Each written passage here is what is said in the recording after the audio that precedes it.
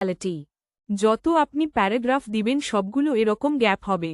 যদি আপনি নতুন প্যারাগ্রাফ শুরু করেন তাহলে আবার পি ট্যাগ শুরু করবেন এবং পি ট্যাগ ক্লোজ করবেন। এটার ভিতরে লিখবেন। এটার পরে আমাদের কাছে আসবে বোল্ড ট্যাগ। আমি যে কোনো জিনিস বোল্ড করতে চাই, যেমন এখন থেকে এই পর্যন্ত বোল্ড করতে চাইল, তার জন্য আমি বি ট্যাগ ব্যবহার করতে পারব। আমি বি ট্যাগ নিলাম এবং এখানে বি ট্যাগ ক্লোজ করলাম। বি ট্যাগ হল বোল্ড করার জন্য। আপনি এখানে দেখেন আমি বি ট্যাগ, যা এটা আমি পি ট্যাগের ভিতরে দিয়েছি। এখন পি ট্যাগের আগে আমাদের বন্ধ করতে হবে। পি ট্যাগ এর পরে ক্লোজ করলে হবে না। এটা আমি বোল্ড করে ফেলেছি। এখানে আসলাম এবং পেজ রিলোড করলাম। এই দেখেন বোল্ড হয়েছে। এখন আমি যদি যে কোনো কিছু ইটালিক করতে চাই তাহলে ইটালিকও করতে পারব। ধরো এখান থেকে আই ট্যাগ নিলাম এবং আই ট্যাগ ক্লোজ করে দিলাম। আই ট্যাগ যা হয় ওটা হচ্ছে ইটালিক করার জন্য। এটা আমি সেভ করলাম। এখানে পেজ রিলোড করলাম। এই দেখেন এখানে এতটুক টেক্সট 3 ওয়ার্ড। এটা ইটালিক হয়েছে। ইটালিক হওয়ার পর আমি যে কোনো কিছু আন্ডারলাইন করতে পারব, যেমন আমি হেডিংও করতে পারব। প্যারাগ্রাফের যে কোনো লাইনও আন্ডারলাইন করতে পারব। আন্ডারলাইন করার জন্য আমাদের কাছে যেই ট্যাগ আছে ওইটার নাম ইউ ট্যাগ। আমরা ইউ ট্যাগ শুরু করেছি এবং এখানে বন্ধ করলাম। ফাইল সেভ এবং রিলোড করলাম। এই দেখেন হেডিং আন্ডারলাইন হয়েছে। আমি অন্য কোনো টেক্সট যেমন প্যারাগ্রাফের এতটুক আন্ডারলাইন করতে চাই। এই দেখেন আন্ডারলাইন হয়েছে, ঠিক আছে। এগুলা হচ্ছে underline tag, italic tag and bold tag. এটার পর আমাদের যেই ট্যাগ আসে সেটা হচ্ছে স্ট্রাইক থ্রু ট্যাগ। থ্রু এর মানে হচ্ছে টেক্সটের মাঝে একটা লাইন হয়। এখানে এস ট্যাগ ইউজ করব এবং এখানে এস ট্যাগ বন্ধ করে দিলাম। এখানে পেজ রিলোড করলাম। দেখেন টেক্সটের মাঝ দিয়ে লাইন থ্রু হয়েছে। ঠিক আছে, এটাকে আমরা বলি স্ট্রাইক লাইন থ্রু, ঠিক আছে। এগুলা বাদেও অনেকগুলা আমাদের কাছে ট্যাগস এর ফরম্যাটিং এর ট্যাগস আসে, যা আমরা আমাদের পরবর্তী ভিডিওতে দেখব। ধন্যবাদ আমাদের ভিডিও দেখার জন্য। যদি আপনি আমাদের পরের ভিডিও দেখতে চান তাহলে আমাদের চ্যানেল সাবস্ক্রাইব করুন। হ্যালো বন্ধুরা, এটা আমাদের HTML ফরম্যাট টেক্সট ফরম্যাটিং এর 2 পার্ট। এই ভিডিওতে আমরা ফরম্যাটিং ট্যাগস এর যেইগুলা বাকি ছিল ওইগুলা শিখব, যেমন সাবস্ক্রিপ্ট ট্যাগ আমরা শিখব এই ভিডিওতে, ও সুপারস্ক্রিপ্ট ট্যাগ আছে, ব্রেক ট্যাগ আছে এবং নন ব্রেকিং স্পেস। এইগুলা আমরা শিখব। চলো শুরু করি। এখানে আমরা আমাদের আগের ফাইলটা ওপেন করেছি, যেটা আমরা আগের ভিডিওতে তৈরি করেছি। এখন একটা জিনিস আপনাদের বলবো শুরু করার আগে। একটা প্রপার্টিজ আছে ট্যাগস এর, যেই প্রপার্টিজ যে কোনো ট্যাগস লাগাতে পারবেন, যেমন H1 ট্যাগ বা আন্ডারলাইন ট্যাগ বা প্যারাগ্রাফ ট্যাগ বা কোনো অন্য ট্যাগ সিলেক্টেড, ওইসব গুলাতে ইউজ করতে পারবেন। এই প্রপার্টিজ এর নাম হলো অ্যালাইন। এই প্রপার্টিজ লেখার জন্য H1 ট্যাগ এর স্টার্টিং স্পেস দিয়ে লিখবেন অ্যালাইন। অ্যালাইন এর ভিতর আমাদের কাছে 4টা ভ্যালু আছে, লেফট, রাইট, সেন্টার এবং জাস্টিফাইড। বায়োডিফল্ট যেটা ওইটা লেফট হয়, আপনি দেন বা না দেন লেফট থাকবে। আমরা যদি এখানে দেই সেন্টার এবং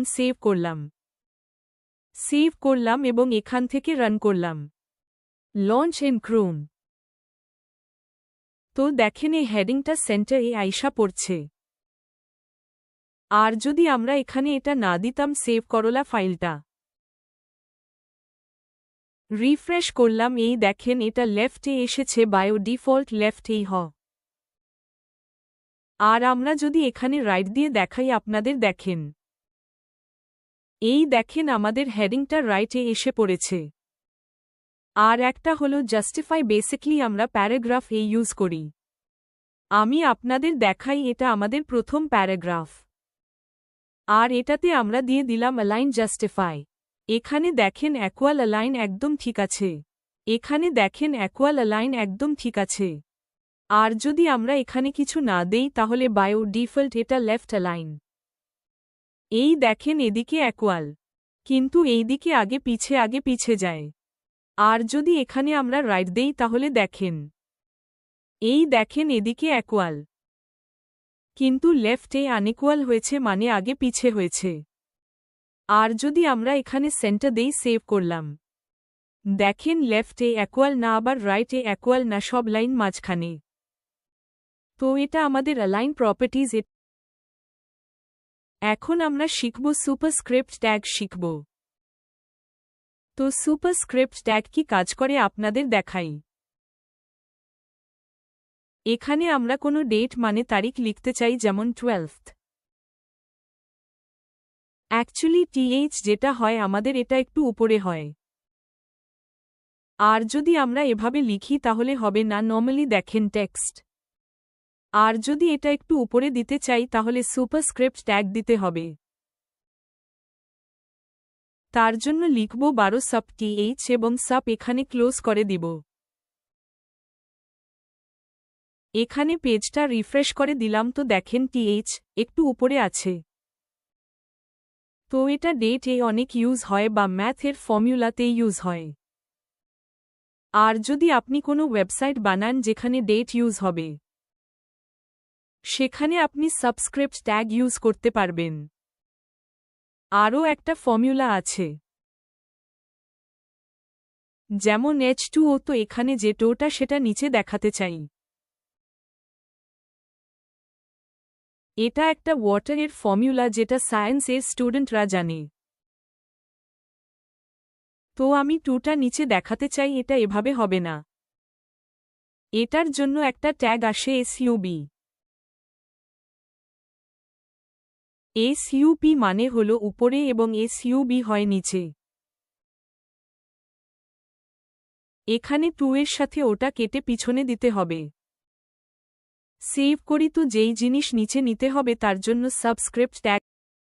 এখানে আমরা পেজটা রিফ্রেশ করলাম এবং এখানে দেখেন 2 নিচে এসেছে এবং সুপারস্ক্রিপ্ট ট্যাগ উইটা উপরে চলে গেছে এবং সাবস্ক্রিপ্ট ট্যাগটা নিচে এসে পড়েছে। এতক্ষণ আমরা দেখলাম দুইটা ট্যাগ, সাবস্ক্রিপ্ট ট্যাগ এবং সুপারস্ক্রিপ্ট। এটার পর আপনাদের বলি একটা ব্রেক ট্যাগ হয়, এখানে আপনারা দেখছেন। আমি এখানে সুপারস্ক্রিপ্ট ট্যাগের পরে নেক্সট লাইনে সাবস্ক্রিপ্ট ট্যাগ লিখেছি, কিন্তু এটা ওইটার সামনেই এসে পড়েছে। এটা সামনে এসে পড়েছে, আমি চাই এটা নেক্সট লাইনে আসে। তো এটার জন্য আমার কাছে আছে ব্রেক ট্যাগ, যেটাকে আমরা বিআর করে লিখি, বিআর, এবং এটার পরে দেই। এটা দেওয়া জরুরি না, অপশনাল স্ল্যাশ লাগানো আপনি না লাগালেও হব। উইটা আমরা নেক্সট ভিডিওতে দেখব। তো সেভ করলাম, রিফ্রেশ করলাম, একটা ব্রেক লাগিয়েছি, এটা নেক্সট লাইনে এসেছে। আর যদি আমরা এখানে বিআর কপি করে এখানে পেস্ট করি, সেভ করি, পেজ রিলোড করি, তো দেখেন দুইটা গ্যাপস আসছে। এখানে আমাদের যেই প্যারাগ্রাফ দেখছেন, আমি এখানে প্যারাগ্রাফে গিয়ে এন্টার লাগাই। এভাবে তো এটা নিজে নিজে নেক্সট লাইন আসবে না, উইটা আগের মতোই থাকবে। তো এটার জন্য আমাদের কি করতে হবে, এখানে কন্ট্রোল জেড করে দেই, তারপরে এখানে এসে আমাকে বিআর ট্যাগ লাগাতে হবে, সেভ করি। তো এই দেখেন এটা নেক্সট লাইনে এসে পড়েছে। এই লাইন এখানে শেষ হয়েছে, আমি এখান থেকে অ্যালাইন ট্যাগটা সরিয়ে দেই। তো এই দেখেন এখান থেকে নেক্সট লাইনে এসে পড়েছে। আর যদি আমি আরেকটা বিআর লাগাই তাহলে 2 লাইনের গ্যাপ হয়ে যাবে। তো দেখেছেন আপনারা ব্রেক ট্যাগ কিভাবে কাজ করে। যেমন হ্যালো ওয়ার্ল্ড, প্রথমে অ্যালাইন ট্যাগ সেন্টার করে দিলাম, কিন্তু আমি চাই ওয়ার্ল্ডটা নেক্সট লাইনে যাতে আসে। যদি আমি এভাবে এন্টার মারি তাহলে কিছু হবে না, দেখেন কিছুই হয় নাই। কিন্তু যদি আমি এখানে বিআর ট্যাগ লাগাই, তো এটা অটোমেটিক নেক্সট লাইনে এসে পড়েছে। দেখেছেন আপনারা ব্রেক ট্যাগ কিভাবে কাজ করে। এখন যেটা লাস্ট জিনিস আছে